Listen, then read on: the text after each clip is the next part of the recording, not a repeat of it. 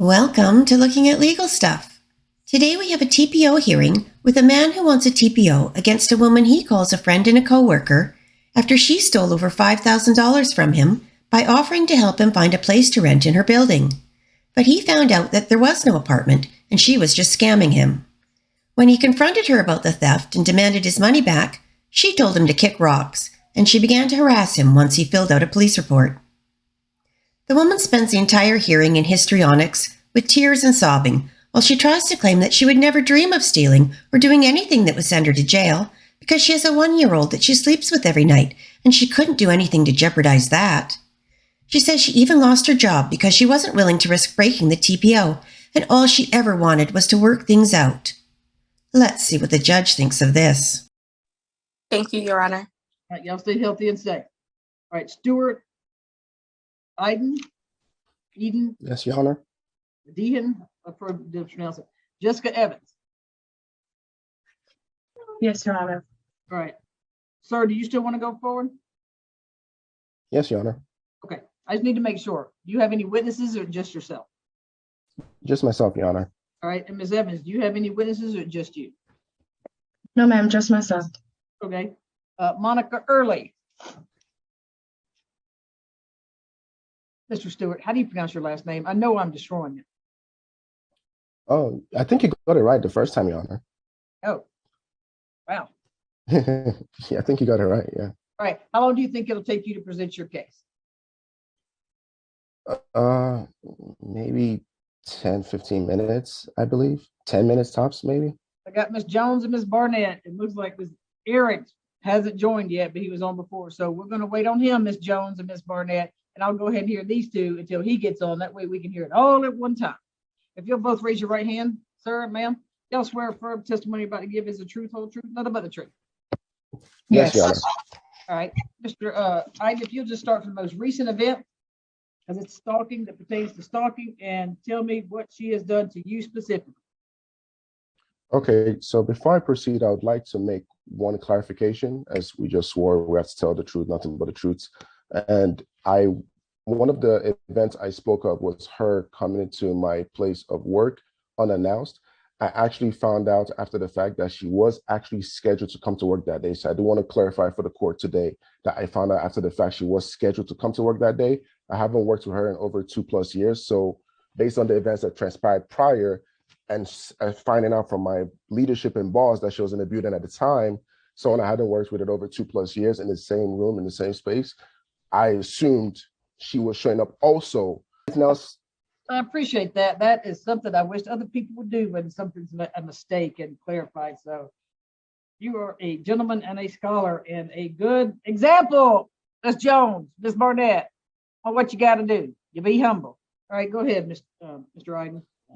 Thank you, Your Honor.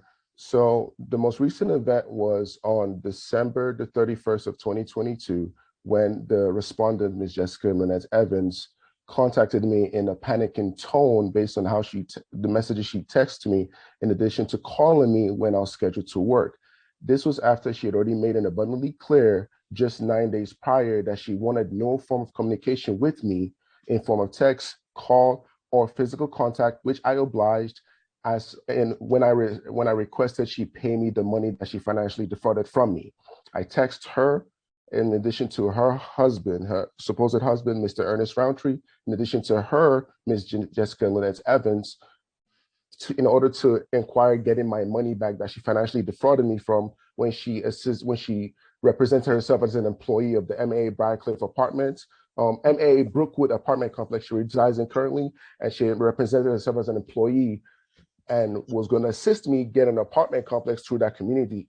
When I discovered beyond a reasonable doubt that she had financially defrauded me of my money in total of $4,330, and I have the bank statements to back that up today, as well as an $800 loan I had lent her in October, and I had the dates, but it was sometime in October. I want to say it was the 26th, but I have the exact date today with documentation. I gave her a loan of $800 when she told me, a friend and a coworker at the time, that she had a medical emergency, and I told her I would loan her $100 to assist her at a medical emergency, but I also inquired that what time she could pay it back. I'm a full-time student. I'm a part-time worker, helping pay myself through college. So I don't have the money just now to just give people $800, but she's a friend and a colleague of 3+ years. So I trusted her and I wanted to help her. She told me it was life or death.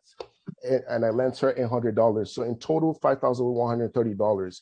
When I discovered that she had frauded me, she proceeded to send me harassing text messages, and I have the dates as well with documentation today to present.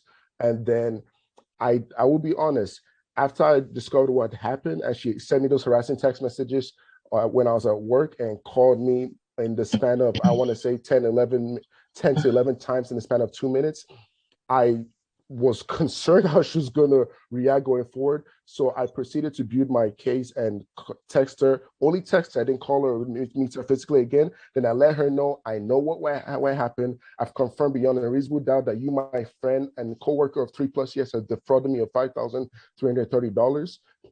I want my money back, or I will use every legal matter or contact the local authorities to get my money back. She told me not so many words, kick rocks and go to court with it. I proceeded to do that, Your Honor, got a police report, Your Honor, contact human resources at our current employer, Your Honor. I reached out to I reached out to the courts, filed a civil suit. I never filed one in my life, but I had to look it up. I Googled it and I figured it out. And after that, then she sent me the text messages on the 31st, and I can provide that today in court as well. And that's how we ended up today here, Your Honor. That's what I have to say. Well, you two also work together. Yes, well, we work together, but she's been on medical leave for over 2+ years. So I've actually not physically been in the same building with her for over 3+ years. The last time we were physically in the same building was pre-pandemic, the whole situation. I've not physically been in the same building with her since then, because I met her working at our current employer over 3 years ago, and she took an extended medical leave of absence. So I hadn't seen her physically for several years until we met for the first time in Thanksgiving last year. Okay. Your So Honor. she kept calling you on the phone and harassing. Yes, Your Honor. So how has she harassed you since you said here she has harassed you more since she's realized you filed the police report? So I actually have, I can present today in the courts. She actually had lawyers send a letter to my parents' residence, and I have the documentation to provide to the court today, alleging that the loan I gave her, which I can prove to the court beyond a reasonable doubt today, was a loan. She knows it was a loan, but she's defaming me and claiming it was a gift. And she's having lawyers also send letters to my parents' residence. Has my parents freaked out because they're wondering what's going on, and I explained to them what happened. But I have the letter I can present to the court today too, in addition to her texting me and calling me when I was scheduled to work, when she found out I had filed a police reports, and I have a detective that was assigned to the case. In addition to contacting human resources, she sent me a series of texts that I can also provide to the court as well today in response to that. And now that I filed a civil suit and a protective order, now I have letters coming to my parents' private residence based off false allegations and claims that she knows is a lie. She knows is a lie. I can prove today to the court it is a lie, but she's purposely misrepresenting what's transpired between us just to harass me again. I have the letters too. 2 of them were sent today to me. All right. So what are the text messages that she sent you? What did they say? I'm going to open up the documents. Is that okay? Yes, sir. You want to share your screen? Go ahead. Okay. Excuse me, I haven't done this before. Desktop. I have to change my system preferences briefly on my Mac. Bear with me.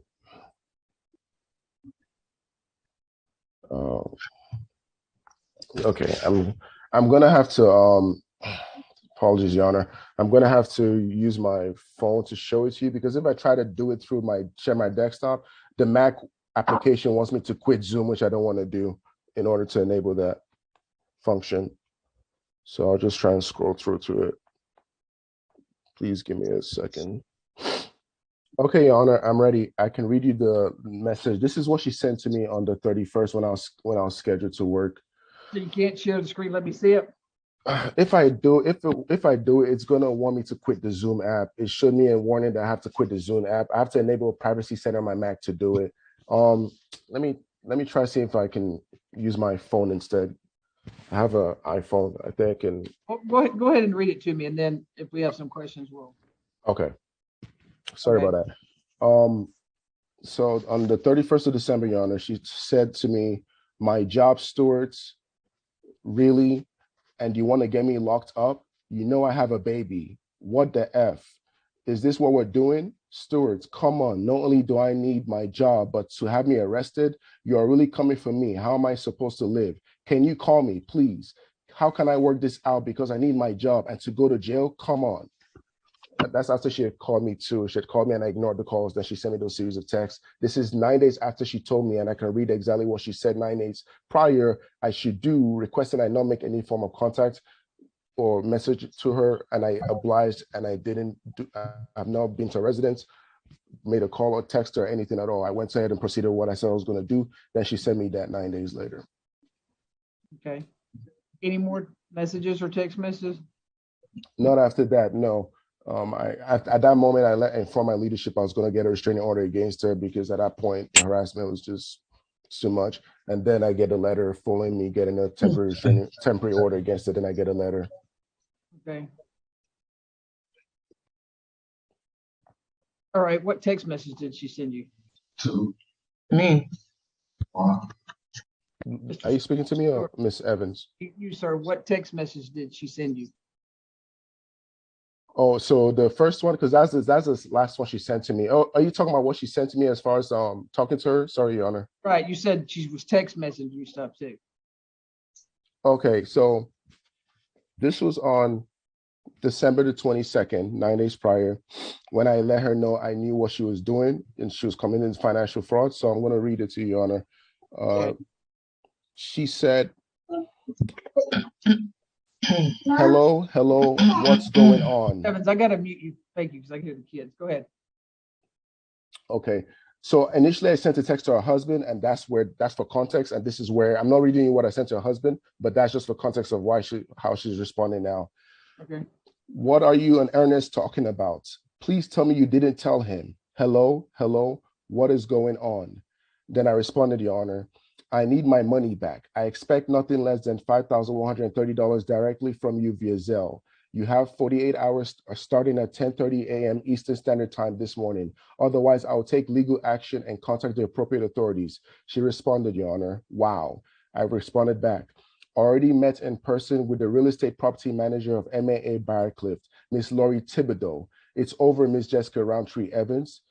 Room 1603 doesn't exist. There is no transfer fee, only an application and processing fee. The list of lies and fraudulent statements go on. I need my money back. Thank you. She responded, is that a threat? I responded back, no, Miss Jessica Evans. If I don't get my money back by the deadline, I will let the legal court system handle this matter, as well as the appropriate authorities. She responded, nice.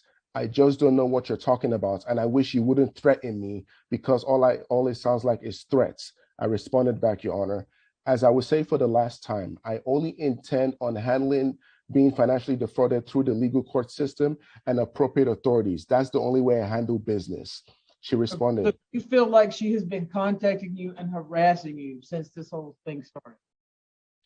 Yes. After that. Contact someone as a pattern for the purposes of intimidation, harassment, threatening. You feel like for your safety, you've been harassed, intimidated, things like that. Yes, after this. That's how you feel? All right, Ms. Evans, I'll let you respond. Yes, Your Honor. I simply contacted him to try and get things worked out. That's the only reason why I did that. I am no threat to Stuart. He knows that. He knows I have never been any threat towards him. The only way that I found out where he lived, and I had to do that, was because I I needed to respond with my attorney. I knew that Stewart had acquired attorneys, and I knew that Stewart, all those things that he said that he was doing to come after me, I knew that he was going to do that, and he did. So what I did was I spoke with an attorney. The attorney said that I absolutely either needed his work email address or his home address. I said, well, I don't know where Stewart lives. Never knew where Stewart lives. He knows where I live because he had me served. He's been to my home before. He spent time here with me and my family. He knows where I live. I didn't know where Stewart lived. So my attorney advised me to figure out a way to get his address. All I did was type his name in Google and his address came up. I then provided that to the attorney. That was the only sole purposes of doing that. I do not want to harm Stewart in any way, shape, or form. I simply asked to work this out. That is why I text, hey, how can we work this out? So Stewart, whatever he said to my bosses, I'm not aware of what he said to my bosses. All I know is he did tell my bosses whatever he told them, and he did call HR on me. HR has since then contacted me. What HR decided to do, because see, when I was served with the protection order, I was told by the sheriff that I cannot go to that work or to my job that I've been with for over 11 years because Stewart he felt in fear of his safety. And so because I was told that I could not go to work, my bosses said that has nothing to do with my job and that I have no choice but to go to work. I said, it's either I go to work or I get arrested, and I can't risk losing, excuse me, Your Honor, losing my freedom because I have a 1-year-old and he needs me and we sleep together every single night, and I don't want to lose that, nor do I want to compromise that. So I told my boss that I have no choice but to miss work. He said, well, then I will consider it unexcused. Your Honor, I started this job in my early 20s and I worked so hard and held multiple positions. And because Stewart has proceeded to do all these things and become vindictive, and all the things that he's alleging about me, that I've showed anger issues in the past, and all these things that he said about me that are untrue, and he knows that's not true. I lost my job. I worked so hard, and I would have never, ever compromised that. I lost my job. So we no longer work together. And I have since then applied for a new job, which I today received an email communication that I got the job. But the only thing is they will run a background check.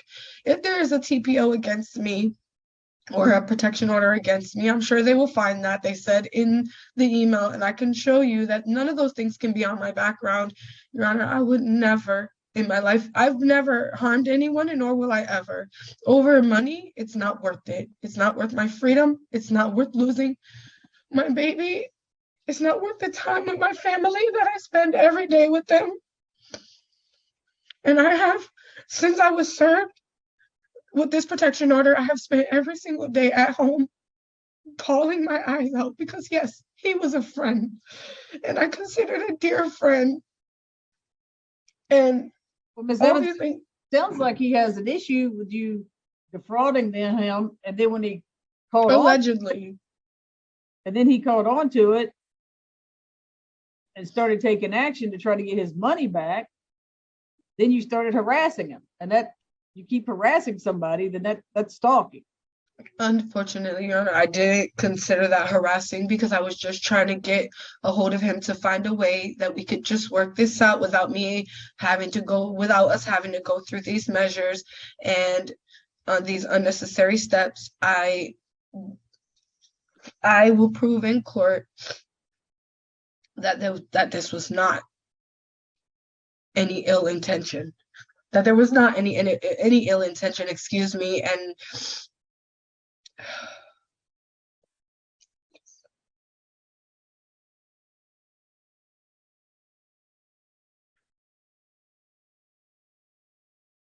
Anything else, sir? Me, Your Honor? Yeah, anything else from you? Yes, Your Honor.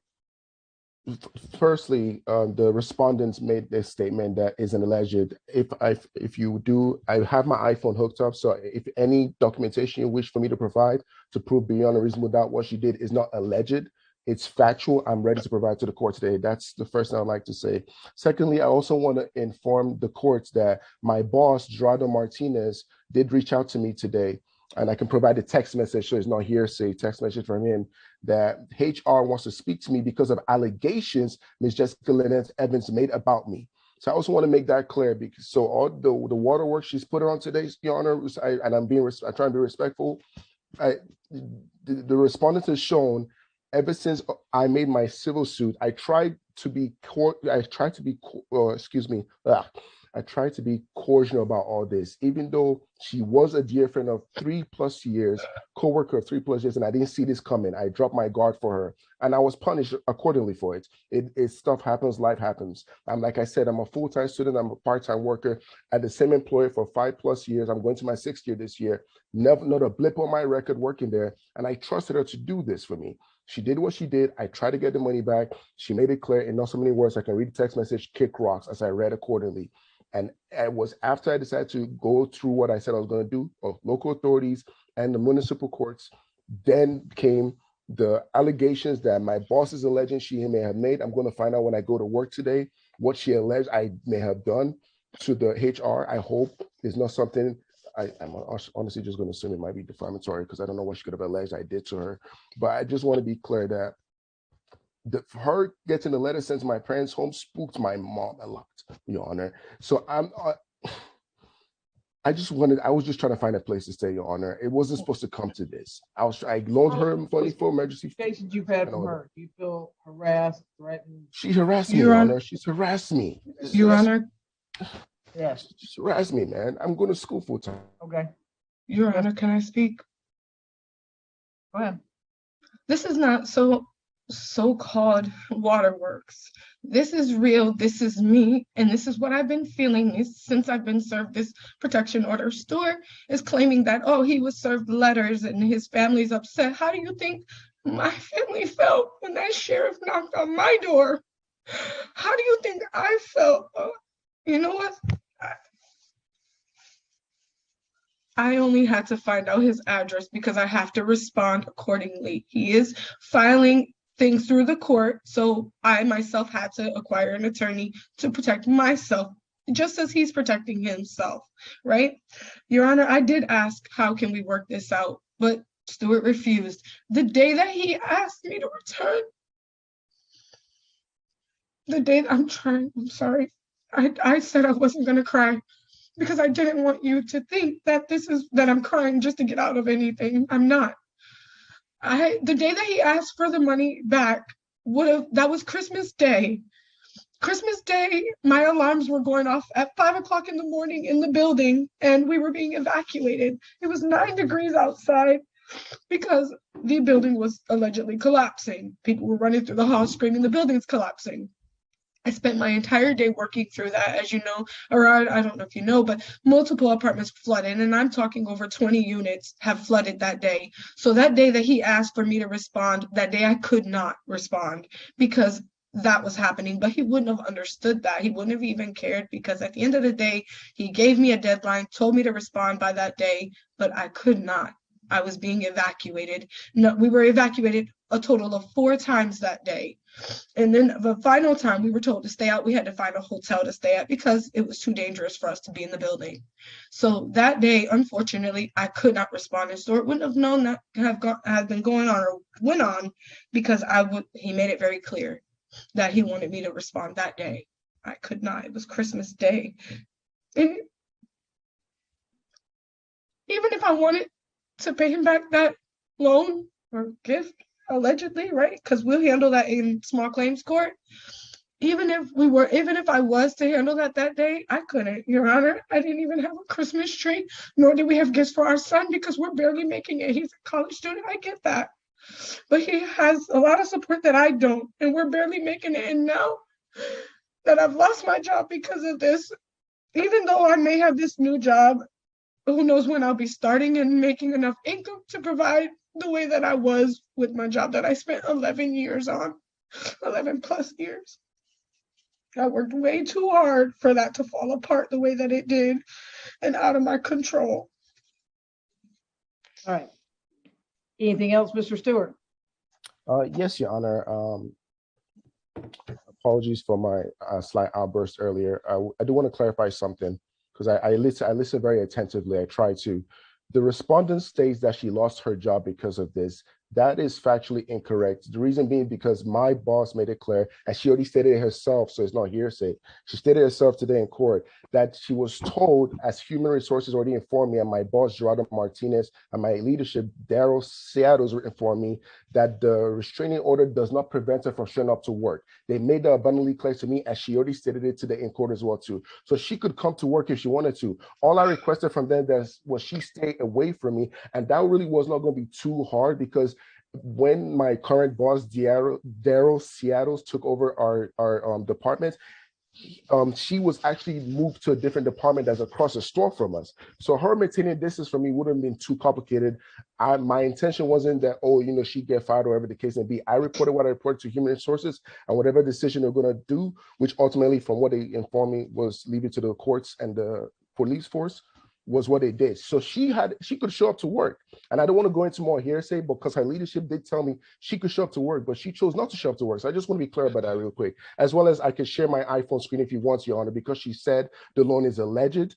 And I just, so you can see, so you can understand who we're dealing with, Your Honor, I have proof as well on my phone, if you want me to share my iPhone screen, that it wasn't a gift, it was a loan. She knows it's a loan, and she's making false claims that is alleged. So we know who we're dealing with, Your Honor. That's all I have to say. So I'm going to put this in place for, I'm done. I've heard what I need to hear. I'm going to put this in place for 6 months. If you both place your email in the chat to me or Ms. Free, we'll Thank send you, you Your a copy Honor. of the order. Thank you. Your Honor, Thank you, Ma'am, Your Honor. I've made my decision. okay, well, Thank you, now Your that Honor. I you've done appreciate it. that, I Thank would you. like to say, No, yes. no, I don't need. Place your email in the chat. Once you place your email in the chat, you can leave. All right, Ms. Burnett, Your Ms. Honor. Jones. May I interrupt for one moment? Yes, ma'am. Should the Safe Families Office bring the ex partes up to you or Yeah, just over here, 8G. run them up the papers? Okay, Yeah, they can great. bring it. Thank you. Okay, Thank you, Your Honor. I appreciate it. thank you. Your Honor, I just have a question. Miss, I have ruled. I've got to start. Place your email in the chat. We'll email you a copy of the order. I can't give you the legal advice. All right, Ms. Barnett, Ms. Jones, y'all turn your cameras back on. Okay. You cannot start the video because the host. Well, hold on. There you go.